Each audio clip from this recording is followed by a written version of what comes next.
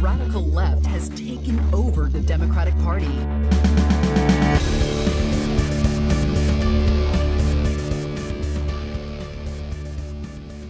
Hello and welcome to Think Progressively, covering politics and all the other chaos life has to offer. This is episode 124, recorded on Friday, May 17th from Milwaukee. I'm Joe. And I'm Jason. And on today's episode, we look at the latest New York Times Siena poll and ask the question, exactly how f***ed are we in November? But first, the headlines. I got along with him well, although he did announce the other day that he'd much rather see Biden as president. And I agree with him. I agree. First up in headlines, I actually have a little bit of good news for you. This is actually a little bit of local news as well regarding University of Wisconsin-Milwaukee that recently reached a deal with the campus protesters regarding the Palestine divestments. UWM Chancellor Mark Moen recently released an open letter to the protesters on May 12th talking about all of their recent demands, and we'll go through them really quick, but I'll include the link to the letter in the show notes so you can read it yourself. And some of the demands were call for a ceasefire and condemn the genocide that's happening in Palestine, which they agreed to. Problem solved. Problem solved. It's done. Denounce scholasticide, which basically is asking them to condemn the bombing of universities in Palestine, which they also agreed to do. The protesters also asked for complete disclosure and divestment of certain endowments that UWM has. Unfortunately, by state law, they can't do that, and encourage the protesters to reach out to their state representatives who also not do anything. Well, the ones in Milwaukee might listen. Yeah, some of them.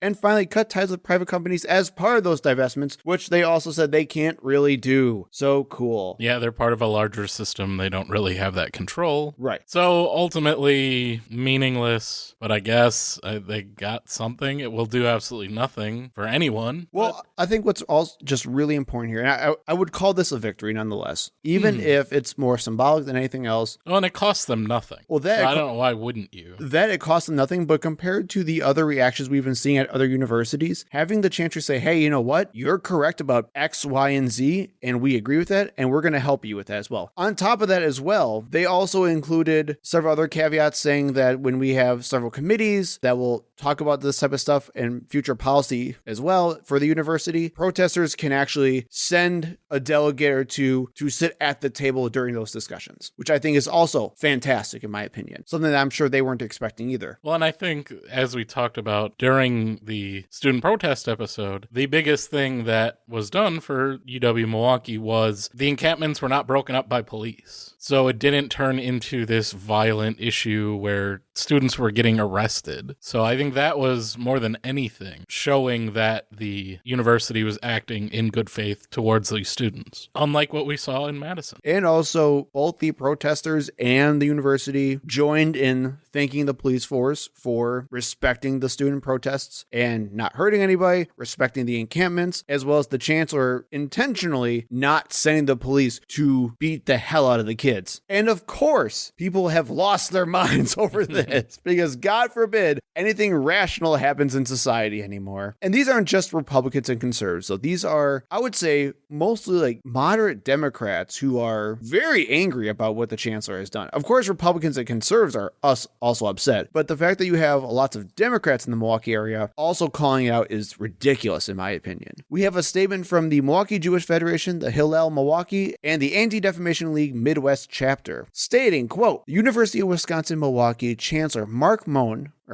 capitulated to protesters who violated UWM codes of conduct and state law, vandalized university property, and used harassment and intimidation to fuel anti-Semitism on campus. Which I don't know if they've ever even been to the UWM campus. It's a commuter school. Yeah. So there's not that much of an actual campus, honestly. And I want to add as well, I've talked to some of the state representatives who were at those protests, specifically at the UWM protests, and they have no clue what they're being talked about right now. There was not intimidation. There was not anti-Semitism. There were tons of Jewish students at the protests where they actually had Jewish ceremonies taking place on the protest grounds to show respect of the lives that are being lost and to show respect of the Jewish students there as well. Yeah, it's just to show that, you know, they are not acting in good faith here. They're not telling the truth. This looks like a form letter. I mean, basically is. Because it doesn't do anything to talk about like the specific realities of UW-Milwaukee. And what actually happened here, that it was very peaceful, very calm, nothing happened. There wasn't widespread vandalism unless you count like putting up tents. Chancellor Mone gave protesters who fueled hate and violated school policies at UWM a seat at the table and even invited them to nominate individuals and faculty to serve on key university committees and working groups. The chancellor's decision to grant immunity to individuals who mocked and broke school rules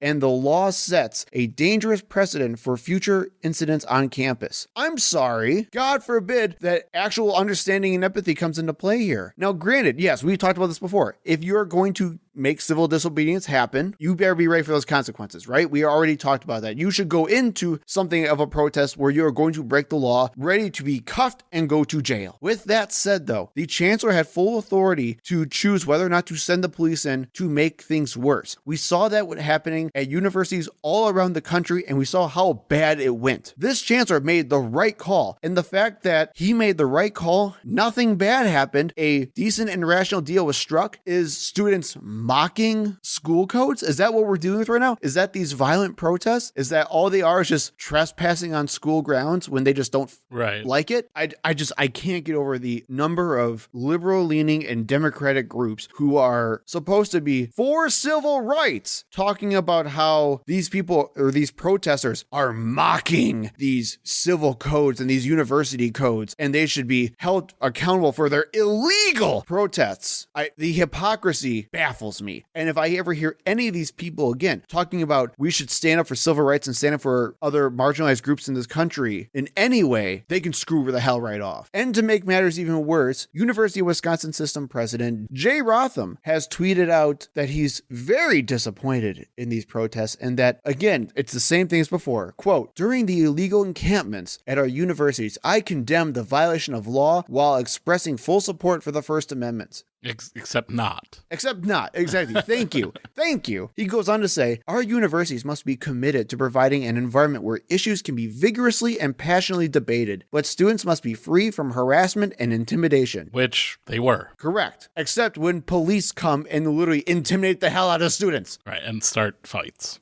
I am losing my mind. And again, I fully understand what it actually is happening here. These are just people who are upset that the status quo is being disrupted. That's all they care about. They don't care about anything else. They hardly even care about Jewish students, and they hardly even care about Israel. Well, they don't care about Jewish students because, as you said, there are Jewish students on the side of the protesters. There are Jewish students being arrested and beaten and being called anti-Semitic. Yes, it just drives me nuts that, again, when we're supposed to have nuanced rational discourse from the supposed nuanced rational centrists and moderates here, they're the ones immediately condemning it because of the flimsiest grounds possible. Well, and this is the best of all outcomes, right? Nothing was disrupted. No. Classes continued as normal. Most of the protesters were still going to classes. Right. And guess what? It led to civil dialogue. Mm-hmm. And this is being called like disgusting and a horrible example. No, this should be the model that you push to everyone else and say, see, when you are reasonable and you don't try to disrupt day-to-day activities and you don't, not that I 100%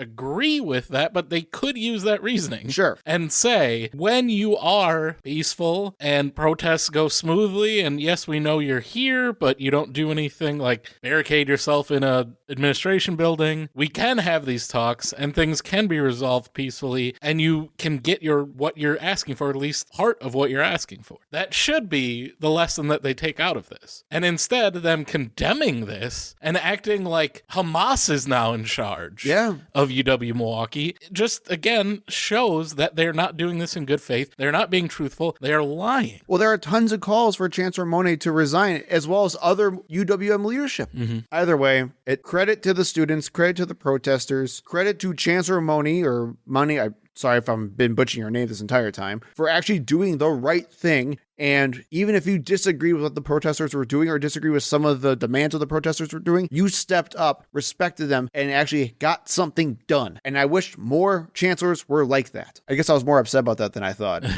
Moving on in the headlines, let's talk about the 3 primaries that we had. Yes, primary season is still going on, and that was in Maryland, Nebraska, and West Virginia. So let's talk about Maryland first. We had, for some reason, they're still doing presidential primaries primaries. Joe Biden had 87%. Uncommitted had 10%. Marianne Williamson got 2% of the vote. And Dean Phillips got 1%. Who's still voting for Dean Phillips? Who and why? And this is the only uncommitted you will see today. I don't know. The other two states are definitely more conservative, but uncommitted votes are still coming in places like Maryland. It's good to see. And even with that 10% uncommitted, Joe Biden still got more of the vote than his Republican counterpart, Donald Trump, who only received 79% of the vote in Maryland. Nikki Haley, even though she suspended her campaign months ago, is still at 21%, showing that as much as we may say, Joe Biden's not the most popular president, and that we will talk about, he definitely shows that he might be in some trouble in November, he's still doing better in a lot of ways than Donald Trump is. I'd agree with that. The big story that came out of the Maryland primaries was that Angela also Brooks, a county executive. Sorry, now I'm just imagining an Angela Brooks, but then someone just mocking Also that Brooks. and also Brooks. She defeated David Trone, the founder of Total Wine and More, who is a representative from Maryland and this is in the Senate race. And David Trone spent the second most in history on his own campaign, $62 million, and held a double-digit lead in polling leading up to the primary. So that was quite surprising. And in looking at David Trone, because I'd heard horrible things about Total Wine, he donates tons of money to conservative Republicans, specifically Dan Patrick and Greg Abbott, the governor and lieutenant governor of Texas, preaches conservative nonsense corporate jargon at Total Wine, and basically spends a lot of his time and energy trying to overturn corporate regulations, specifically in the alcohol industry, to benefit his business. Yep. But looking at his voting record, actually just looks like a pretty solid Democrat to me. So it's kind of a weird dichotomy, where even when it comes to healthcare and things that you wouldn't necessarily think a very corporate Democrat would be on board for, he seems very in favor of. So he's a very confusing person. But we don't need people buying Senate seats. So I am glad, no matter what his politics might be, I'm glad he lost, spending the second most in history to try to buy a Senate seat. So he'll have to then return to the House of Representatives for Maryland. Angela also Brooks will now face popular former Governor Larry Hogan in the general election in a very important race that may very well decide control of the Senate. Larry Hogan is seen, even though Maryland is a blue state, Larry Hogan is seen as a very moderate Republican who had a lot of support among Democrats when he was governor. And has recently been well overperforming other Republicans in the area. Moving to Nebraska, Joe Biden got 90% of the vote. Dean Phillips got 10%. Why? And again, Nebraska. Now, this should be a Trump stronghold. He only got 80% of the vote. Nikki Haley got 18%. And Harry Johnson? Who the hell's that? Got 2%. Ugh, Nebraska. What are you doing? I tried to look it up. He looks like a very, very standard white guy? A Republican. I want to lower taxes for the rich. Republican. In West Virginia, Joe Biden got 70.5% of the vote. That's more of what I would expect in a very Republican area. Jason Palmer, no idea who he is, got 11.5%. Stephen Lyons, no idea, 7.5%. And Dean Phillips also got 7.5%. Donald Trump got 88.5%. Again, this is more of what I would expect. I don't know what's going on in Nebraska. Nikki Haley still strong, 9.5%. Rachel Swift got 1% of the vote. And Ryan Binkley also a little bit less than 1%. I looked up, because out of everybody here, I looked up each person, and I could find some kind of campaign stuff. Stephen Lyons and Jason Palmer, they're like, oh, we need to have unity and come together. Corporate Democrats, because Joe Biden's not corporate enough. Sure. Or not centrist enough for these people. Even Ryan Binkley, I could find something. Right. Something about him. He is, again, I'm more Trumpy than Trump. Rachel Swift has nothing. And she got more than twice as many votes as Ryan Binkley. She got like 2,300 votes as a presidential candidate in West Virginia.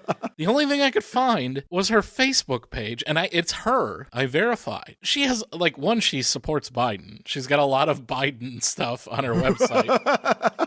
She was petitioning to be either Joe Biden or Donald Trump's vice presidential candidate. Okay. And she has a ton of the weirdest pictures. I included one in our show notes. You put one in the show notes, and she looks like she's just coming back from a really long night at a Ren fair. She's got like what looks like kind of a crown on her head. She's got a lot of weird makeup. And that's what a lot of the pictures are just different variations on that theme. A lot of different headgear that look like crowns or tiaras. She seems to pretty much be just a pro-marijuana candidate. So maybe that's how she got so many votes. But I was baffled, amazed, and impressed by the number of votes that she got in West Virginia in the Republican primary. It's Rachel Hannah Swift. Yes. If you want to look her I literally Googled, and you had to be very careful because apparently there's an Australian Rachel Swift as well. She goes by Mohawk Swift.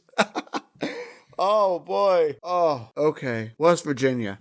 And the other race of note there in West Virginia, former governor and former Democrat Jim Justice won the Republican primary and will be heavily favored to win the general election and flip, kind of, the Senate seat currently held by Democrat, maybe, Joe Manchin. Sorry, I'm just looking at this woman's Instagram. Yeah, no, right it's... it is a trip. Yep. Yeah, I spent way too much time digging through her posts on Facebook because it was just baffling to me. This person got like 2,300 votes for president in West Virginia. Well, and what drives me crazier is that it can be difficult to get on the ballot for president. You know, you have to get like a lot of nomination signatures. Right. So she had to put in the work, I guess. Crazy. So let's move on to our weekly Trump dates. And again, we are not dating Donald Insert Trump. theme music. No, I'm not making theme music for this. Theme music. This week in the Hush Money trial was pretty much completely just testimony from former Trump lawyer Michael Cohen, who was the one who actually made the payments to Stormy Daniels, and due to his involvement has already served prison time previously. By all accounts, it was very up and down this week, with Cohen holding up well under cross-examination on Tuesday, but faltering on details of a phone call to Trump's bodyguard Keith Schiller during Thursday's proceedings, leading many people to believe this is finally the opening that the defense was waiting for, and that it's a significant blow to the prosecution's case. It might not be fatal. It all depends on how they wrap everything up in the next week, and we might start having deliberations within the next 2 weeks. The big story, however, coming out of the trial was the caravan. The invasion into the East Coast of Republican lawmakers who were used as surrogates to skirt the gag order on Donald Trump in this trial. Both Tommy Tuberville and Matt Gaetz have openly admitted that they were there specifically to help Donald Trump circumvent his gag order. If you're wondering, the gag order, yes, does prohibit Donald Trump from directing others to speak on his behalf, but that is normally very difficult to prove. Yeah. However, New York Magazine contributing editor Andrew Rice said that he was sitting near Donald Trump during Michael Cohen's testimony, and he actually saw Trump looking through the quotes given by the Republicans outside the courthouse and was making notes on the paper that he was reading.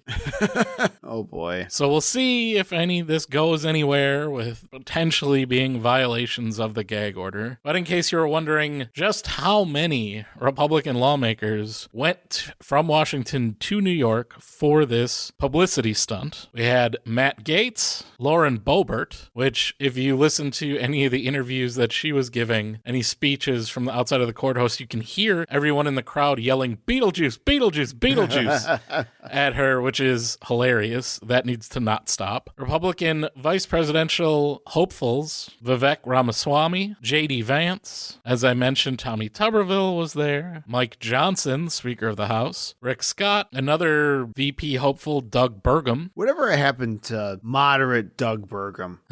Who was just supposed to be happy to be there, huh? He wants to be VP, man. Ugh. Andy Biggs of Arizona, Bob Good, Michael Cloud, Eli Crane, another potential VP candidate, Byron Donalds. Who would have to move to be VP? They can't both be in Florida. Nope. It's the same reason why Marco Rubio, even though he's a VP hopeful as well. It's weird that they can't both be in the same state. Whatever. It doesn't matter. Diana Harshberger, Corey Mills, Nicole Maliatakis, Ralph Norman. This is a lot more people than I thought it was originally. Andy Ogles, crazy Anna Paulina Luna, Mike Walls, pretty much the entire delegation from Florida. My goodness. And probably most surprising or troubling, we also had Iowa Attorney General Brenna Byrd and Alabama Attorney General Steve Marshall. Why? The top law enforcement officer of two states at a courthouse in New York to represent a defendant from another state. That's bonkers, man. Yes, that is insane. And why? Because they probably are hoping for a Senate or a gubernatorial run. Right. And they want Trump support, so that's why they were there. Jesus Christ, man. We also had some more news related to Trump and the presidential race. The debates have been set, or at least a few of them have been. The arena has been set. Ready, the Coliseum? After Joe Biden posted a video calling out Donald Trump. And a fierce and strong video where he kept his eyes open the entire time.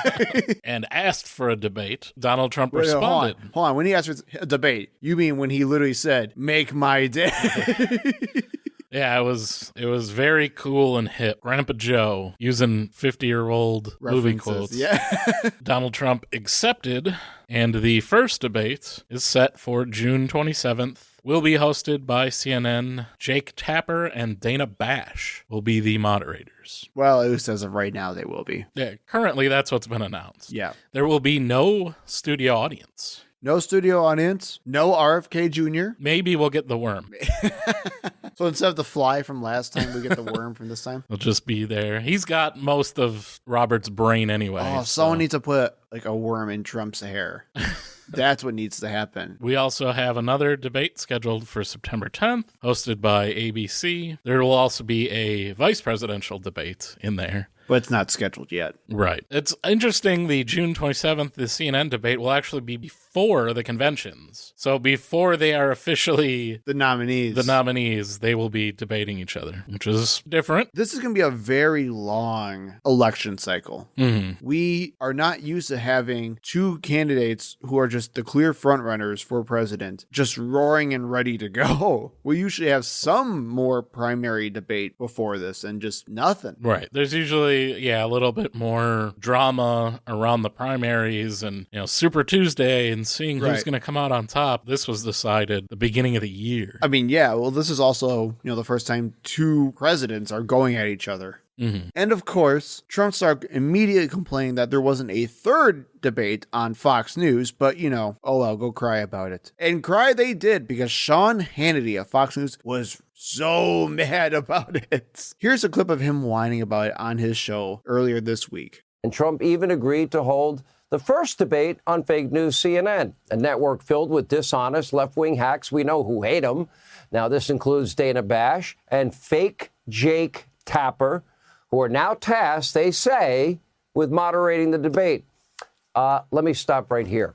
I'm sorry, but the media mob and Joe Biden, I'll say it again, they don't get to collude and choose radical Biden-supporting hosts in the moderator's chair. Nice try, though. That means no fake Jake Tapper.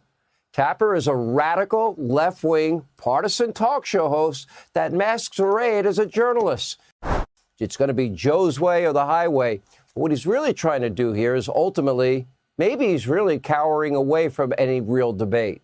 Either take my chosen liberal network with my chosen moderator with all my rules, or I'm not going to debate.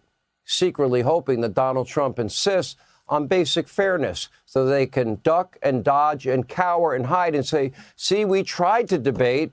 Let's see, the American people, they deserve a fair debate. They deserve 3 fair debates at least.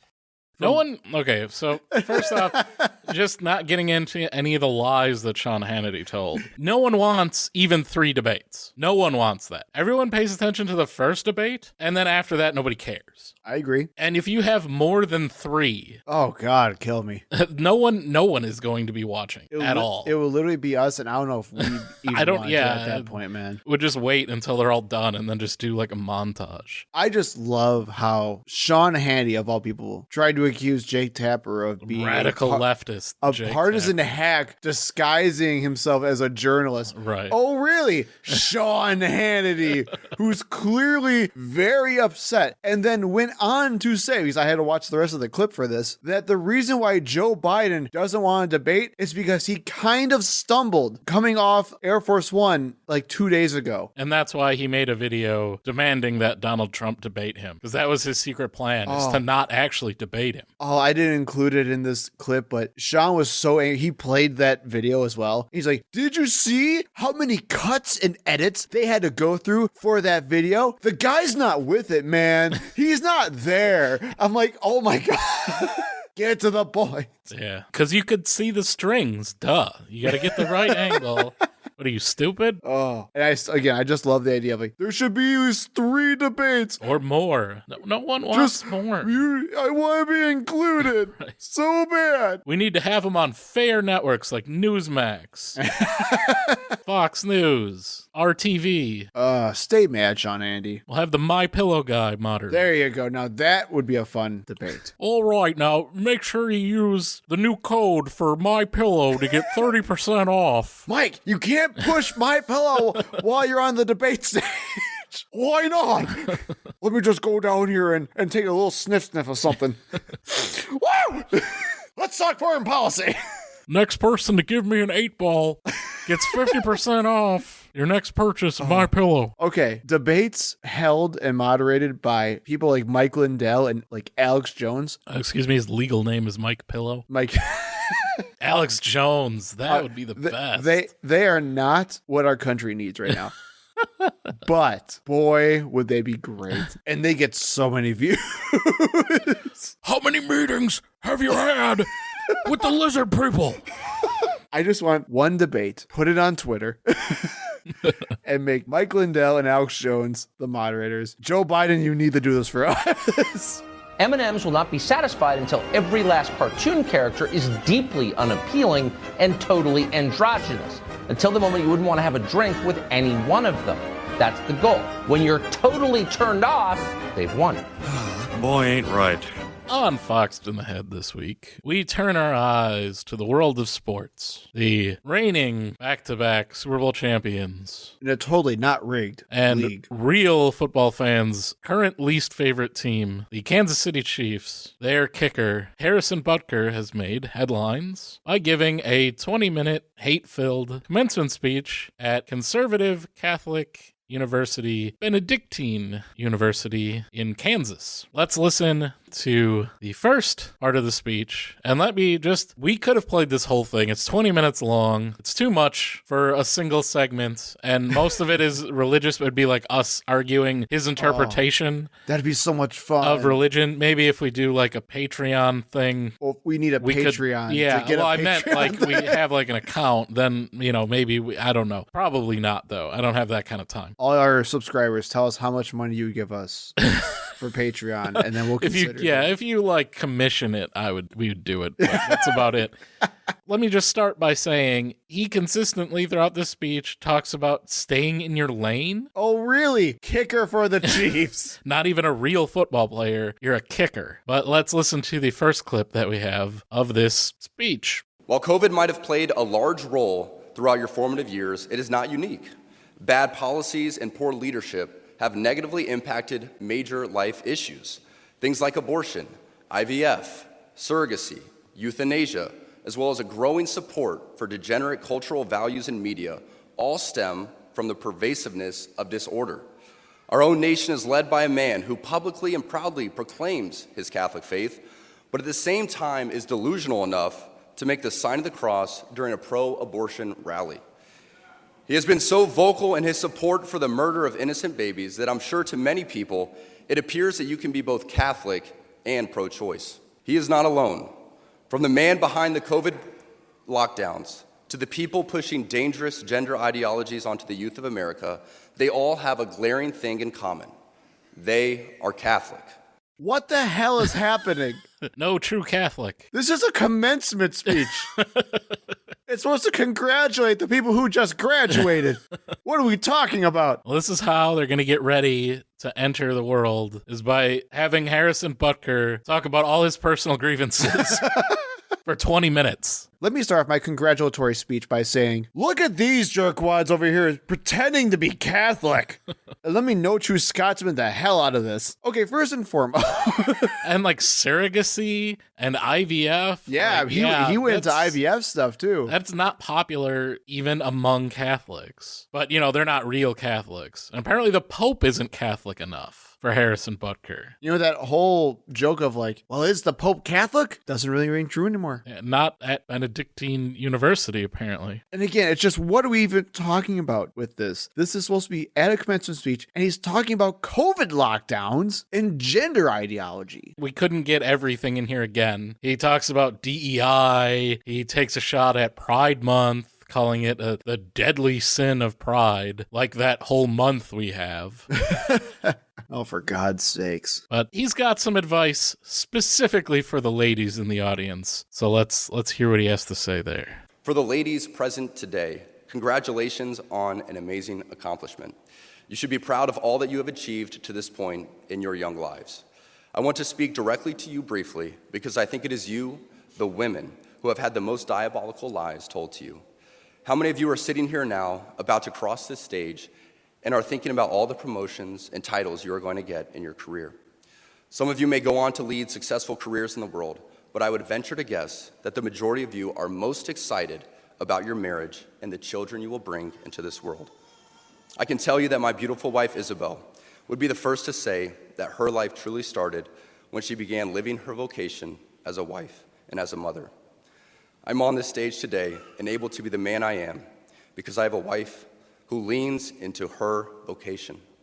I'm beyond blessed with the many talents God has given me, but it cannot be overstated that all of my success is made possible because a girl I met in band class back in middle school would convert to the faith, become my wife, and embrace one of the most important titles of all, homemaker. Isabel's dream of having a career might not have come true, but if you asked her today if she has any regrets on her decision, she would laugh out loud without hesitation and say, heck no. I didn't hear the second part of that quote. Oh, no. That's because I took out the part where he cries for like 10 seconds, and then there's like applause after that. So I took all that out. Oh, boy. Okay, first off, the fact that he is telling the young women who are saying... Remember about the staying in your lane part. Yeah, but he's telling the young women saying, like, I bet all of you guys are kind of thinking about what you're going to do with your careers, but you've been told lies. Diabolical lies. And that you should think about... devil. And you should think about doing stuff with your families and having babies. While a baby is screaming and crying. I don't think too many people are thinking about how they want to have kids with that kid crying. Oh. And, you know, just for some hypocrisy's sake, Harrison Butker's mother is a decorated physicist who works at the Emory University Cancer Center in Atlanta. Oh, that heathen. So, yeah, his mom's going to hell. But, okay, so this is the quote that got him in the most trouble. This is the whole, like, the ladies... Coming from, again, the Kansas City Chiefs kicker. They have a lot of new female fans after Taylor Swift started dating the Kansas City tight end, Travis Kelce, and he's doing his best to get rid of all of them with this speech. But to literally say, my wife's life started when she became my wife and a mother. The greatest vocation you can have as a woman. Oh my God. Is homemaker. And then to literally say afterwards, did she give up on her dreams? Yes. Yes. I could not imagine to have that much contempt for women in my own life and to just know that they are just subservient, second-rate people who do not deserve any respect. They are inferior vessels. Right. I was going to say much worse things, but I didn't because I didn't want to edit it. That is disgusting. Oh my God. And okay, this makes me so upset too, because we are football fans here. We like following the NFL, and you kind of called it out while we were listening to it. And I am so thankful of all the blessings. My many talents. My many talents that God has blessed me with. You kick ball. You kick an oblong ball, all right? You have no actual functional skills in our society. You kick an oblong ball really far. Good for you. I'm very happy about it. And straight for the most part. It's fine. I don't even care, because guess what? Football's made up. It's completely arbitrary. It serves literally zero purpose to help us function as a society other than entertainment. Get out of here with your, the God of the universe has blessed me with my talents of kicking an oblong shape 60 yards. Good for you. Oh my God. You said it though. His mom is a decorated physicist who probably has worked her butt off making a ton of money. And actually makes a difference in the world. Right. And actually probably gave him the privilege to be able to pursue things like this. Mm-hmm. Well, don't feel left out, Joe. I know you're upset that he was only giving the ladies advice. No, that's not what I was upset about. He's got some advice for the bros too. To the gentleman here today, part of what plagues our society is this lie that has been told to you that men are not necessary in the home or in our communities. As men, we set the tone of the culture, and when that is absent, disorder, dysfunction, and chaos set in. This absence of men in the home is what plays a large role in the violence we see all around the nation. Other countries do not have nearly the same absentee father rates as we find here in the U.S., and a correlation could be made in their drastically lower violence rates as well. Be unapologetic in your masculinity, fighting against the cultural emasculation of men. Do hard things. Never settle for what is easy. You might have a talent that you don't necessarily enjoy, but if it glorifies God, maybe you should lean into that over something that you might think suits you better. Coming from the kicker. Right. If you have some talent, maybe you don't want to pursue that. Maybe something that glorifies God would be better. He's giving advice for himself to give up his career in the NFL and follow his vocation. He needs to listen to his own advice. And I also think it's pretty funny that he talks about the demasculization of society. Remember before when I said I had to cut some part out because he was crying? Yeah. And we still heard crying is what you're saying on top of that? So... because there was so much damn crying. It's not very traditionally masculine of Mr. Butker to be crying. I mean, he was just talking about his wife. Who he already was also demeaning the entire time. She's just a baby factory, for God's sake. What is there to cry about? Baby factory? You know, men have to do hard things. Oh my God. And again, just men set the culture. Jesus Christ with that. But then also say and without us setting the culture, it degrades into violence and blah, blah, blah. By men! Do you think there's this onslaught of women just going around just shooting everybody? No, I don't think so. Right. And that's what drives me nuts, because we've talked about this over and over and over again. When we talk about all of this violence, they never want to say that it's always men doing it. When we want to talk about identity politics, or when we have to talk about, a certain person is a part of a marginalized group, therefore the entire group is somehow all bad or violent in some way. We never apply that to men as a whole either. So the fact that you're saying that without men doing manly things leads to violence, I don't know what the hell you're even talking about, because it's men who are the ones who are doing it. And it's usually the same men that you are talking to that spread this type of bullshit ideology nonstop. Well, and he talks about, it's the problem is absentee fathers, right? That's what you hear all the time from conservatives. Oh yeah, of course, absentee fathers. We have so many absentee fathers in this country because we incarcerate more fathers than any other country in the world. That's not an issue, right? No, of course. For drug offenses. Well, and you said it before too, where it's hey, maybe it's the guns? Yeah, I said that while we were listening to it, but yeah. And we have such a higher violence rate than the rest of the world. And that's definitely because we don't have enough strong male role models. It's not the fact that we have more guns than any other country in the world. And there's a direct correlation there, but whatever. Well, and that doesn't fit his conservative principles. And on top of that as well, again, if you just thought about this for 5 freaking seconds, this type of rhetoric saying you need to man up and you need to stand your ground and you need to push back when people are trying to take advantage of you or whatever they want to say. This is what leads men to feel like they have to resort to violence when they're pushed into some kind of corner or when they are made to feel uncomfortable. Even when they are feeling sad or feeling vulnerable, we're telling them to shut the hell up and man up. It's a direct, you want to talk about correlations, Butker. Is that his name, Butker? Yeah. If you want to talk about correlations, Butker, there is a direct line between your rhetoric and leading to worse mental health outcomes for men. Getting angry with each clip. So finally, we just have some general bad advice for everyone in the crowd. We're not making it gender specific at this point. I say this all the time, that iron sharpens iron. It's a great reminder that those closest to us should be making us better. If you are dating someone who doesn't even share your faith, how do you expect that person to help you become a saint? If your friend group is filled with people who only think about what you're doing next weekend and are not willing to have those difficult conversations, how can they help sharpen you? As you prepare to enter into the workforce, it is extremely important that you actually think about the places you are moving to. Who is the bishop? What kind of parishes are there? Do they offer the TLM and have priests who embrace their priestly vocation? Cost of living must not be the only arbiter of your choices, for a life without God is not a life at all, and the cost of salvation is worth more than any career. The cost of salvation is worth more than any career. Where have I heard that before? Oh yeah, in my literal cult that I was a part of. Well, also, Harrison Butker did not go to Benedictine University. I'm guessing because they don't have a college football program. Instead, he took a scholarship to public school, Georgia Tech in Atlanta, so that he could become a football player, going against his own goddamn advice. Because he's a giant hypocrite as well as an idiot and has no business giving any advice to anyone, as we've clearly demonstrated. And of course, you'll probably not be surprised that along with his attacks on the LGBTQ community, there's a lot of rumors that have been coming up about his time at Georgia Tech and the many men that he may have hooked up with. There.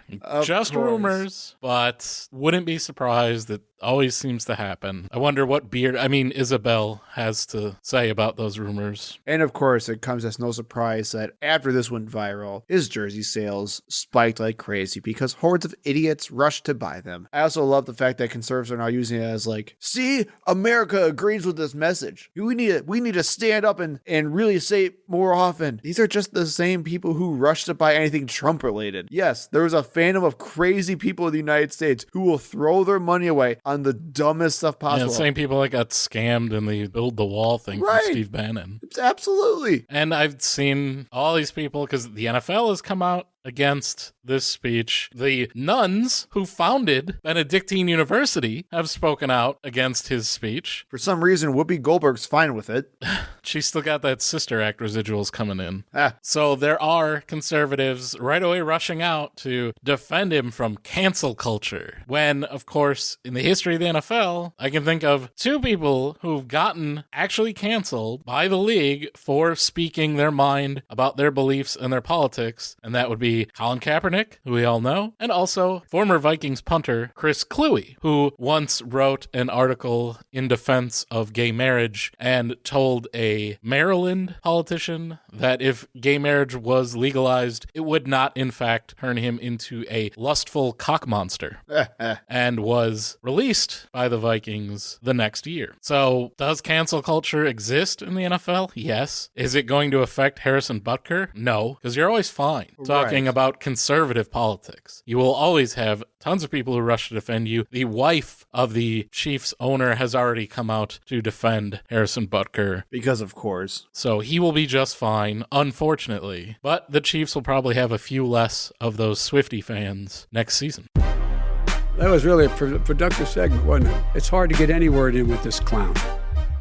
For our main segment, last week the New York Times recently released a New York Times and Siena poll looking at Trump and Biden in different battleground states around the country for the 2024 election, and boy, did it not look good for Biden. Democrats have been panicking everywhere and screaming at Biden to take this more seriously. Biden doesn't care. The whole thing is in a civil war and chaos has consumed all. So we're going to talk about it and we're going to be honest about it, for better or for worse. So let's jump right in. Most of the headlines that talk about this poll are the ones that are focused on registered voters. And I just want to quickly talk to our audience about the difference between registered voters and likely voters in polls. Registered voters are simply people who tell pollsters that they are registered to vote in some way, shape, or form, or they have registered to vote at some time. These are more generalized audiences. These are better predictors for general elections, such as the one in November. Likely voters are ones that also describe themselves, you can probably guess it, as they're more likely to vote, or they have told the pollsters that there is some kind of historical pattern to their voting record. We're going to talk about registered voters for right now, but we'll talk about likely voters in just a little bit. Among registered voters, Biden's losing pretty badly in these key swing states. In Arizona, Trump leads 42%, Biden at 33%, and RFK Jr. at 10%. In Georgia, Trump at 39%,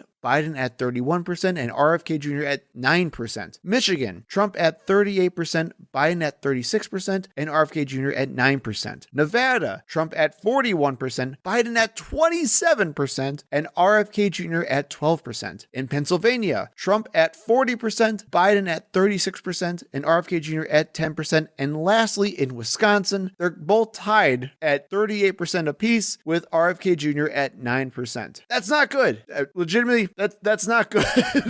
A little bit of good news is that among likely voters, Biden actually is ahead in Michigan and narrowly trails in Wisconsin and Pennsylvania. And the margins are just generally much closer than they are among registered voters. And that would kind of make sense to me because likely voters have been moving more towards Democrats since Trump has been elected. You've had a lot more educated suburbanites who have just been becoming bluer and bluer and bluer as they've gotten more engaged in politics. So I'm not surprised in that. So what are the issues that these poll respondents are worried about? Well, let's talk about that. So I listed the top 5 issues from this poll for you. The biggest issue is, unsurprisingly, the economy, with 21% of respondents saying that is the number one issue they are worried about right now. The next one is immigration at 12%. And actually, you have a lot of Latino voters who are also putting that as their top issue. Abortion is at 11%, inflation at 7%, and the state of democracy or corruption is at 5%. And I think what's interesting about this is how little this has moved since the pandemic, basically, since Joe Biden got elected. The economy has been on everyone's minds for literally 4 years now, and it has not gone away. Well, the funny part is how much credit just generically Republicans always get when it comes to the economy, which they do not deserve at all. I agree. Trump leads Biden by 20 points in how much he's trusted on handling the economy. 20 points. When our economy is actually doing much better, even compared to the rest of the world, as far as recovering from COVID goes. Joe Biden is actually, and I don't like to give him a lot of credit, but this one thing he's actually done a really good job on. But yet people will still say, well, clearly Republicans or Donald Trump, they're the stewards for the economy. Right. Well, and how? I would give it I'd be a little more empathetic than that personally towards voters, although it is still dumb. So don't remember worry. the last economic collapse we had in 2008 was while a Republican was president. Correct. George W. Bush. I absolutely agree. But I do empathize with people who are concerned about costs, who have no clue about what's going on, who don't have any understanding about economic evolutions and how we avoided recessions compared to general inflation reduction practices. Well, and that inflation was a thing all around the world, and even this price gouging that we're getting from corporations is happening all around the world. Yes. And indicators are actually better in the U.S. than they are in other areas. Right. But that's what I'm saying is that you have people who don't know what's going on. I think a big part or a big overarching theme of this entire poll is that people just don't understand what's happening at all. And it's becoming increasingly harder or more difficult for Democrats to convey that message, especially Biden. Now, as we talked about before, in each of these swing states, RFK Jr. was getting about 9 to 12% of the vote, which is the largest amount a third party has received, or if this was the election, it would be the largest amount that a third party would have received in decades. Yep, since the Ross Perot era. Basically. So let's go into that a little bit as well before people start freaking out about RFK Jr. The good news is that the data shows that he drew pretty equally from both parties, with a slight tinge towards Trump supporters. Which is why neither Biden nor Trump want him to be in the debates. Correct. The two groups that RFK Jr. performed best with were voters under 30 years old, where he got 18% of their support, and specifically Latino voters, where he got 14% of their support. However, only about half of Kennedy supporters said that they are actually voting for him, though, while the other half are saying that they're just basically voting against the two people who are already running. And that's not really a surprise with any of this because it's just a frustration protest type of vote. There are even some quotes in the article that we won't really go into of young voters who are RFK Jr. supporters only because no one needs to hear from them. Only because they don't like Biden or Trump. The other good news about RFK Jr., if you are a Biden supporter, is that his campaign is built upon unreliable voters. Compared to Trump and Biden, only about 2/3 of Kennedy supporters said they would actually vote at all compared to the 80 and 90% of Trump and Biden. And only 29% of Kennedy supporters said they were actually definitely backing Kennedy in the fall. So you have a lot of people who... And that was mostly Aaron Rodgers.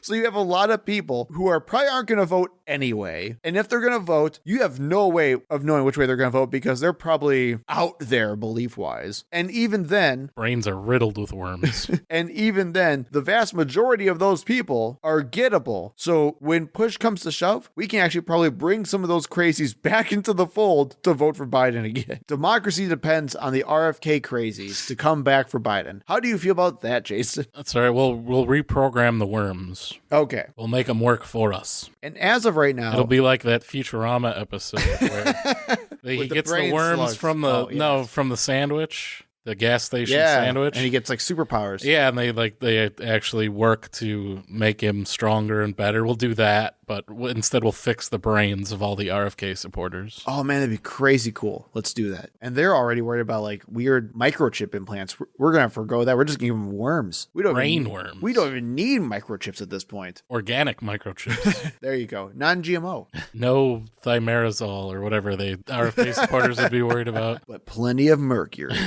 All that tuna that he eats.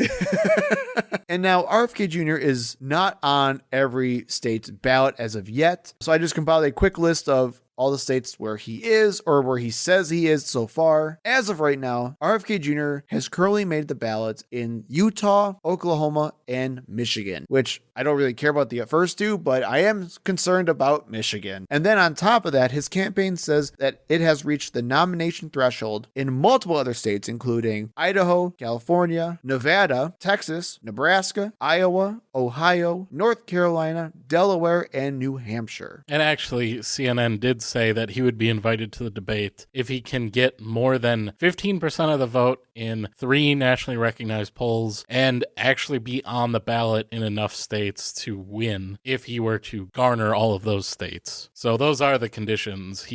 We'll see. I don't think he'll meet them by that early debate time. Well, he can't even get on financially every other state either. There's just no way. It's far too expensive and far too difficult to do so. So I doubt that. Well, his vice presidential candidate is putting in lots of her own money to try to buy that. So we'll see. Yeah. She just donated like $8 million to the campaign. Jesus Christ, man. Which is the entire reason why she is his VP candidate. All right, well, that's enough about RFK Jr. Let's go back to Biden and his struggles right now. A lot of Biden's struggles are from young voters and voters of color. As of right now, Trump is getting 20% of the black vote, which that is unprecedented for a Republican candidate to get. I don't believe that's going to be what's actually going to happen, but it's been relatively high for the last several months now. And while I expect it to be significantly lower than that 20% that we saw in this snapshot poll, I do think it's going to be higher than what Dems are expecting. Well, and I think a lot of that has to do with the current cost of goods being high and how that does impact lower income families more. And it's, as we talked about, that they do tend to be people of color, completely merit-based. All those people did that to themselves. They deserve poverty. They didn't pull themselves up hard enough by their bootstraps. But that is the reality in America. And as again, it's not something that should be blamed on Joe Biden. Do I think he could do more to try to curb corporate greed and make those prices come down? Yes. But it is something, again, that is happening all around the world and is actually happening happening slightly less in the United States, but is very visible. Regarding Latino voters, Trump and Biden are basically tied in support right now. And that concerns me. And we've been kind of seeing a trend of Latinos, especially Latino males, going towards Republicans more often. And that's actually kind of been predicted for a while now, especially when you look at the political science research. However, that's not a good thing for Democrats by any means. And those are those traditional family values. And the religious Latino populations tend to be much more conservative Christian. So yeah, it is a little strange that support would be as high as it is. And for younger voters, Trump is leading 46 to 33%. That is a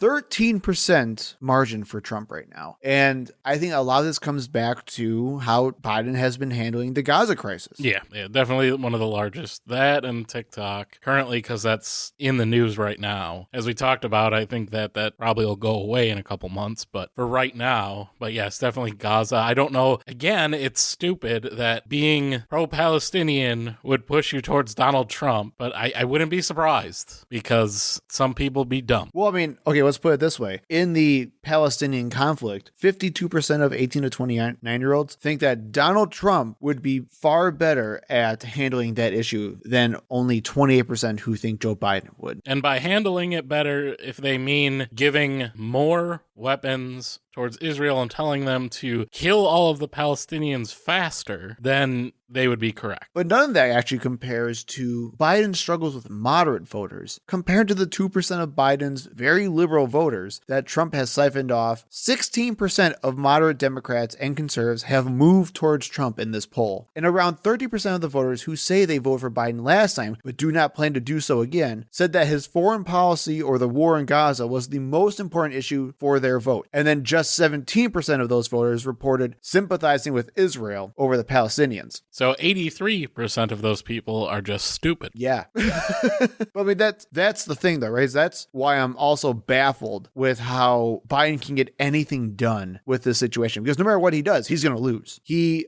already screwed up the situation so badly that if he makes any step towards stopping literal genocide, you have 83% of voters hating him for it. Well, honestly, when it comes to stopping genocide, you just do it. You don't worry about the poll numbers. You don't worry about what that does to your chances of re-election. You just do it because it's the right thing to do. I mean, I'd agree with that. And you're talking about literal human lives, that's more important. I mean, I'd agree with that at least. The poll also showed that this is a Biden problem and not a Democrat problem. In 4 of the swing states we discussed earlier, Democratic senators are leading the Republicans handedly.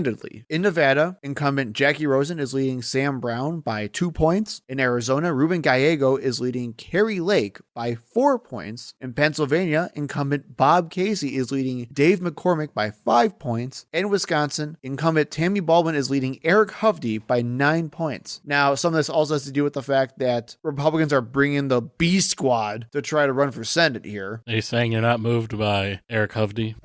No, I'm not. I mean, I'm moving away from his mustache. I know that for a fact. Moving all children away from him. And the last huge concern for the Biden campaign is that the polls show there's a large desire for change among respondents. 86% of respondents said that America's political system needs at least some changes. 55% of those said major changes were needed. And 14% said the system should be torn down entirely. And that's major trouble for Joe Biden, since he's been seen as an establishment candidate because he is. You can't get more establishment than the veteran of veterans, Grandpa Joe Biden. Well, tell that to all of the challengers in the Democratic primaries who all are seeking to be the moderate unity candidate. Come on, Deed Phillips.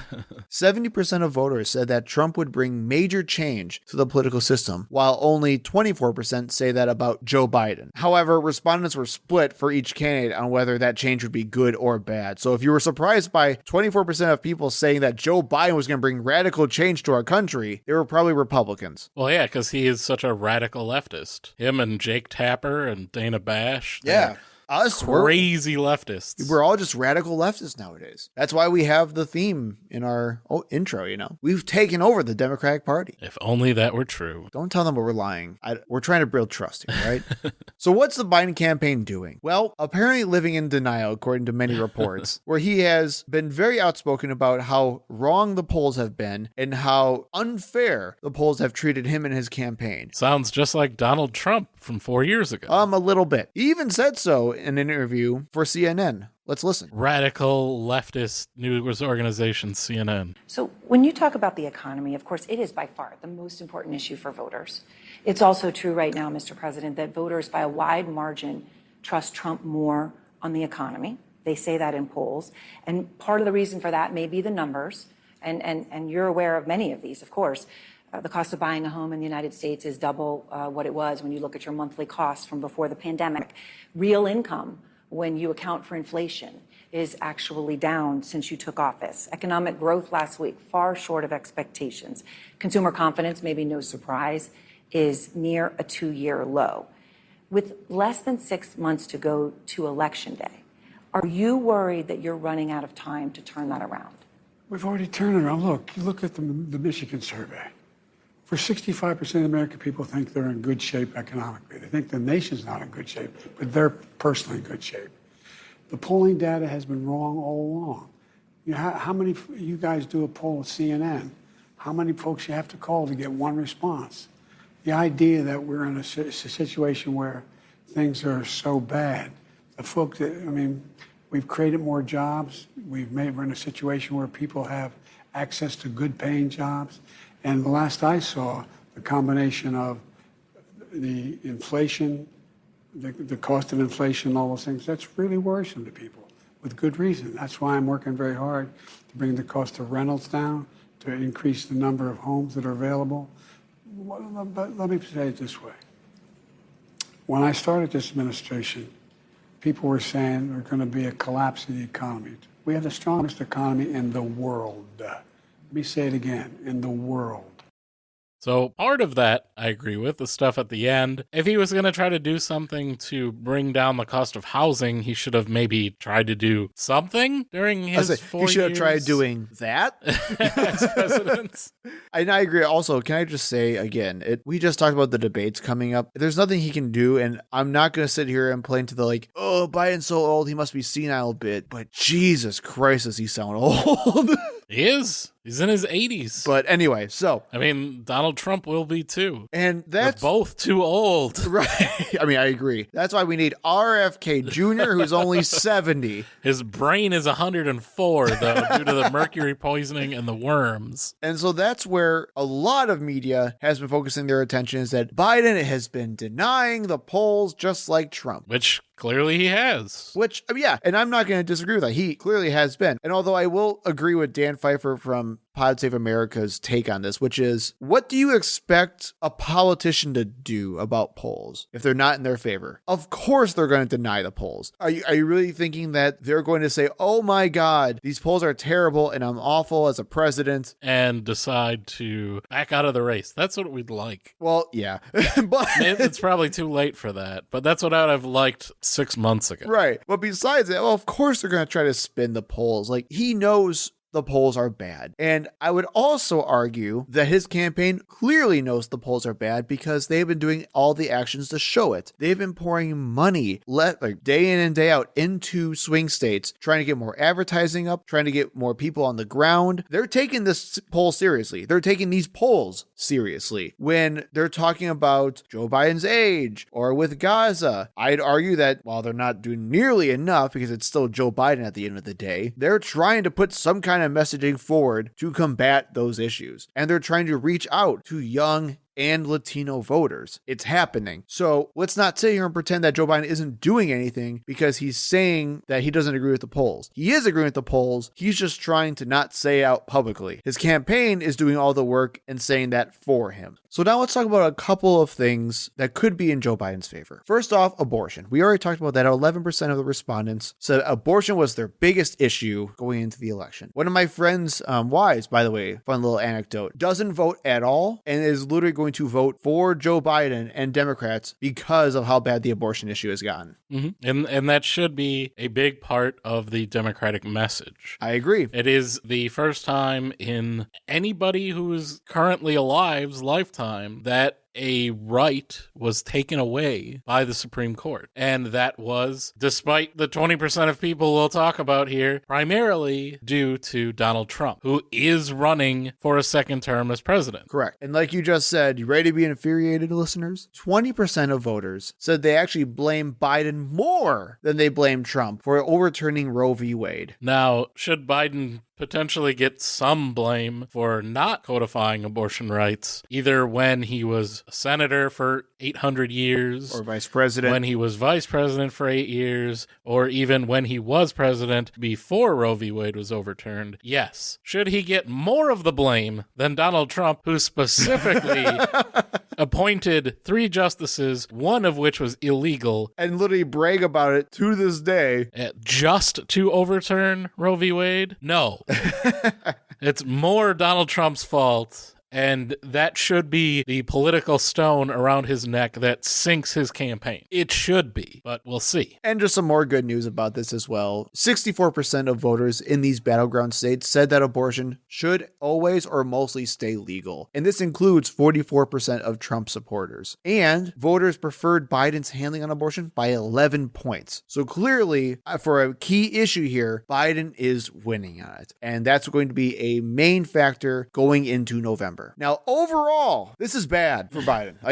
It's just bad, but it's not the worst thing ever. It's not Jover. It's not Jover. So let me give you a little bit of hope to end this on, even though it's still really, really bad. First and foremost, it's still early. We are about 6 months away from the election, and polls this far out have consistently shown that they are not predictive of what happens in November. And in fact, studies have shown that this is actually pretty normal voter behavior. Many voters tend to show dissatisfaction with incumbent presidents early on and then come back home to vote for them in November. That's literally what ended up happening with George W. Bush and Barack Obama, by the way. There's also still plenty of time to persuade people about the economy. He needs to do a better job at that, and he needs to stop saying that we're just in the greatest economy in the world, which again, we talked about. You can definitely 100% make the argument for that, but you need to understand that most people don't have any clue about what's going on. And we still need to do something about the corporate greed that is been bringing prices up for goods and services for the past 2 years. Exactly. Another bit of good news is that Trump's support comes from mostly disengaged people who have no clue about what's going on, and they're probably not paying any attention yet, which means Biden can earn some of those people back. So I'm hoping he's going to keep spending way more money in these battleground states and showing people how crazy and unhinged Donald Trump actually is. And the final bit of good news. Donald Trump will die tomorrow. Man, you never know. With his diet, there is still a path to victory for Joe Biden, even with these numbers in place. If Biden loses Nevada, Arizona, and Georgia, which have the 3 worst margins for Biden in this poll, Biden can still win Wisconsin, Michigan, Pennsylvania, and specifically Nebraska's 2nd congressional district, which is basically the Omaha area. Because they do it differently there. You can win just those electoral votes. Yep. That would get Biden to exactly 270 electoral votes to win. How would you like to see the 269 to 269 tie, and then we move to civil war?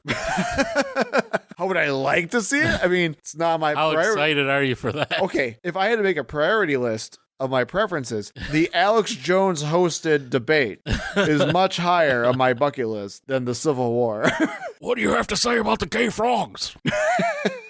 Hillary Clinton has a secret adrenochrome factory. Sorry, I'm just imagining Mike Lindell while Alex Jones is just screaming into his mic. He's just sitting there wide-eyed, oh, the entire time. So to wrap it up, this is not a good poll for Joe Biden. This is actually very, very bad for Joe Biden, and we should treat it as such as well. However, this is not doomsday. We are not seeing the end of the world quite yet. There's still work to be done, and there's still a path to victory. And let's be real here. More than anything else, all of these numbers can change in a couple of months when Trump hopefully gets convicted, but we'll see. And also, we haven't even released our Why Progressives Should Still Vote for Joe Biden episode yet. And once we do do that. Problem solved. We will convince you all out there. Just like we did 4 years ago. We will be the difference. You're welcome, America. You're welcome, Grandpa Joe. We're going to be brought into the White House for the next term as communications correspondents and policy directors. That's how good we are. We are in charge of both departments at the same time. We know what's going on. We have our thumb on the pulse of America.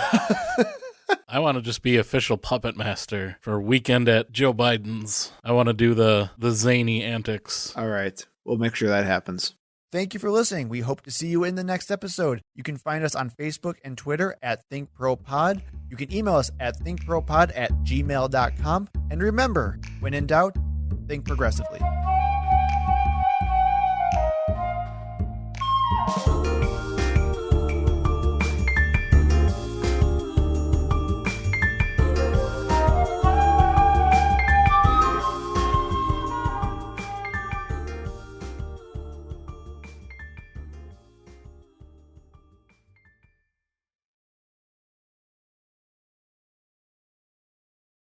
That's all I got. I got nothing else. I have no idea how I follow we'll that stop up. it there. That's good. I don't know where to go from here.